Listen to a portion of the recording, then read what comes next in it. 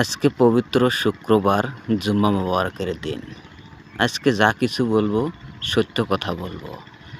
যারা সৎ নীতিবান মানুষ হেরা কখনো জয়ের মালা গলায় দিতে পারে না।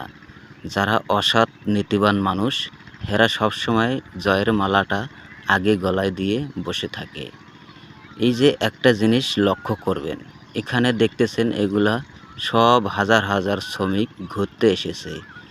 এদের মনেও অনেক আশা ছিল যে দেশে যেয়ে সুস্থ নির্বাচন কারো কাছে একটা ভোট দিয়ে দেশের প্রেসিডেন্ট বানাবো, কিন্তু তাদের দুর্ভাগ্যবশতে এরা দেশে যেয়ে নির্বাচনে অংশগ্রহণ করতে পারে নাই। কী কারণে পারে নাই জানেন দর্শক বন্ধুগণ?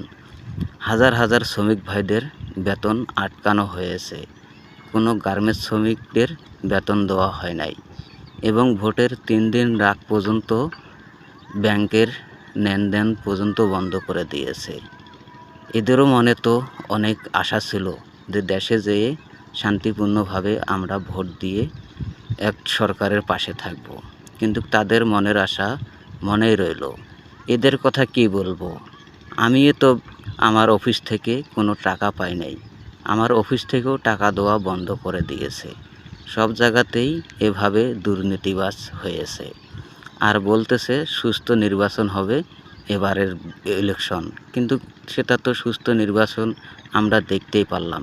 কিভাবে সুস্থ নির্বাচন হলো? শ্রমিকদের বেতন আটকা হয়েছে, ব্যাংকের লেনদেন বন্ধ করা হয়েছে, সব দিকেই দুর্নীতি হয়েছে। আর কিভাবে জনগণের হাতে সমাধান হলো? এবারের সমাধান নাকি জনগণে দিব, জনগণের হাতেই ক্ষমতা, জনগণ নাকি ভোট দিয়ে দেশকে জয়মুক্ত করবে।